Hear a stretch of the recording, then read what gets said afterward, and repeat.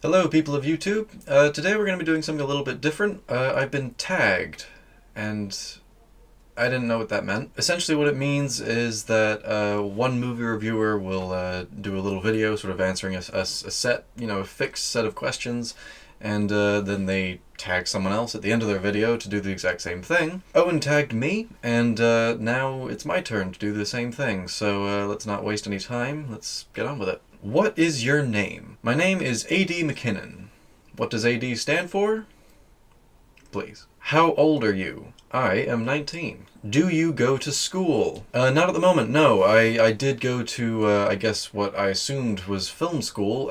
Actually, Owen and I both went together. We spent a year at this course. We thought it was one thing. They really made it out to be a great place to be, and it was just not. It was a terrible place to be, especially if you wanted to be a filmmaker. So after a year, we decided to leave. It was just in our best interest. It was a waste of time and money. And now we're trying to pursue making our own movies, so that's where we are at the moment. What started your love for film? I can't really pin it down to one specific event in my childhood or one film that just all of a sudden I love movies now. Really, my sister, my mom, they were really into movies already. So that led to me being in an environment where I was constantly exposed to films. Really, they appealed to me right away. I'm a visual person for starters, and I don't know, instantly movies, I was obsessed with them. What's the first movie you remember watching? I don't know. That's a tough question. The first movie I remember watching, the first movie I saw in the cinema was a movie called Dinosaur, Disney film. That had a pretty big effect on me. It was the first cinematic experience, of course, so any of you who love movies, you know what I'm talking about. It also got me interested in dinosaurs as a kid. Jurassic Park didn't, but that movie did, that Disney film. That and Walking with Dinosaurs. Seriously, thumbs up if you remember this shit. What movie best defines your childhood? Well, The Lord of the Rings is the answer to that question, really, but to save this from being a very boring list of answers, I'm going to save that movie to the end. I watched a lot of the, sort of standard childhood movies. I watched The Land Before Time, I remember was one. The Lion King, Tarzan, The Rescuers Down Under. I know that was another movie that I watched a lot as a kid. My favorite probably would be The Iron Giant. That movie is fantastic. Which movies changed your view on film? Now, I think I know what that question sort of wants me to... I think I know what they're getting at. What was the movie that sort of shifted your perspective on films as being more than just entertainment, as being an art form, something to be looked at and analyzed in more depth? Fine, I don't really have that one movie that just sort of shifted my perspective like that. That was a more gradual process. But I will say that I'll never forget the first time I saw 7 Pounds. That was the first time... every movie under the sun pretty much has a love story in it somewhere. It's certainly a big part of the movie formula, at least a lot of the movies I watched when I was growing up. And when I first saw 7 Pounds, that was really the first time that I felt the emotion behind the love story. I really got the sense of a sacrifice that was being made for love, and it moved me, man.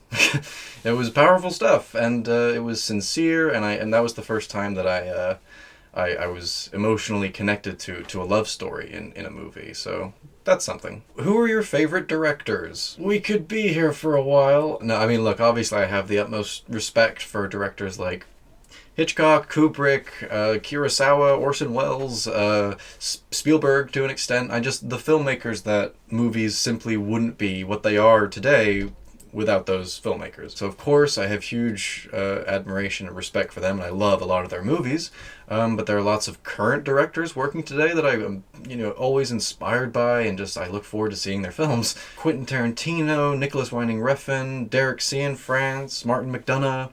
These are just filmmakers working today, and they're just fantastic. But my personal favorites, sort of just for me, in this order, would be Alfred Hitchcock, Martin Scorsese, Christopher Nolan, and Peter Jackson. I really love their style, their approach to filmmaking, but really what I love is how much they value entertainment, and how it should be priority number one for any filmmaker, no matter what movie they're making, because no matter what message or moral or whatever it is you want to try and get across in your film, without entertainment, it doesn't matter, because substance and entertainment go hand in hand, because entertainment is what gets the audience right here.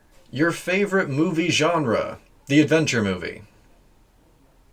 Do you want to go into the industry? That is sort of the goal. I would like to be a film director.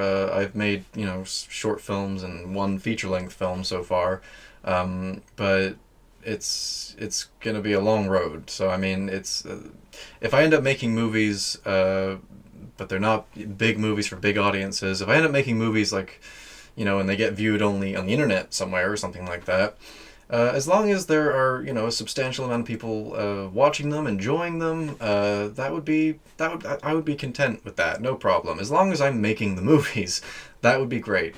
I will say that if I never get to make a movie for a cinema, specifically that venue, to watch a movie in that way, if people were watching my movies on iPads, phones, or whatever, that would suck. It would be a huge disappointment not to be able to create a cinematic experience for an audience. That's certainly something I'd love to do someday. Your least favorite movie genre? Kind of seems like those questions should have gone together, but anyway. My least favorite movie genre would hands down have to be the found footage genre. Really, because in so many ways it's like the antithesis of what is cinematic. But having said that, there are movies like, for every Paranormal Activity you get an End of Watch or a Troll Hunter. Really, really creative and good movies, like really good movies, with something to say. People are so creative, guys. I mean, it doesn't really matter how crappy the medium or the genre or whatever it is, there's usually someone out there that can pick something up and go, hey, I can do something good with this. Ever cried during a movie? Okay, I'm just going to show you one clip from a movie I saw when I was 3 years old. Take a look. Fight against the sadness, Artex! Artex, please. You're letting the sadness of the swamps get to you. You have to try. You have to care. For me. You're my friend. I love you. Yeah, forget crying at movies. I've been traumatized by them. Yes, I've cried at movies. If you really want an answer, there's a movie called Candy, with starring Heath Ledger and Abby Cornish and Jeffrey Rush. Seriously, I was bawling like a baby 20 seconds after I hit play. 20 seconds into the movie, I was crying. And I had no context of what the story was or what was happening yet.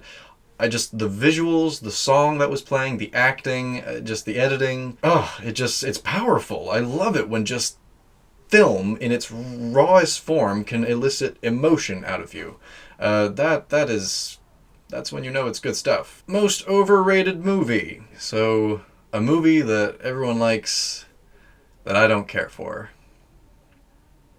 The Avengers. Yeah, look, I mean, I've talked probably too much about why I don't like this movie, and so many people enjoy it, that's cool. There are things that I just don't like about that movie. I'm not going to get into it. This isn't an Avengers rant. The characters are fluffy and the action is... I'm doing it anyway. Look, Avengers, overrated movie, in my opinion. Most underrated movie. Now that's a better question. I wish I had an answer. Oh, you know what? There is an underrated movie that I was thinking about. I've been thinking about it recently, actually. And that is a movie called Hidalgo, starring Viggo Mortensen. I think that's a really fun movie. Viggo Mortensen always makes a compelling lead. He's really good in it. The sets are fantastic, as are the costumes. The action is really well filmed. There's some really good drama, like with the Native Americans. The horse race scenes are unbelievable. The music is really good, if I recall correctly. And that scene when he's outrunning that sandstorm... Oh, that's a cool movie. Come on. Hidalgo. Check it out. Your favorite actors? Well, I mean, obviously I love the titans of the film industry. So you got Brando, Pacino, De Niro, Nicholson. I mean, those guys, Dustin Hoffman, fantastic actors. Obviously I love them. They're great. But, I mean, actors that are working today, some of my top favorites. Tom Hardy, Christian Bale, Jake Gyllenhaal, Benedict Cumberbatch. These actors are really at the top of their game. They're doing fantastic work. But my personal favorite actor of all time would probably be Heath Ledger. It's not because I think he's the greatest actor to have ever lived, but really, I mean, after Heath Ledger died, I actually went through a little phase of sort of being obsessed with him. I got all of his movies and checked them all out and read his biography and just learned a lot about the person, Heath Ledger, not just the actor.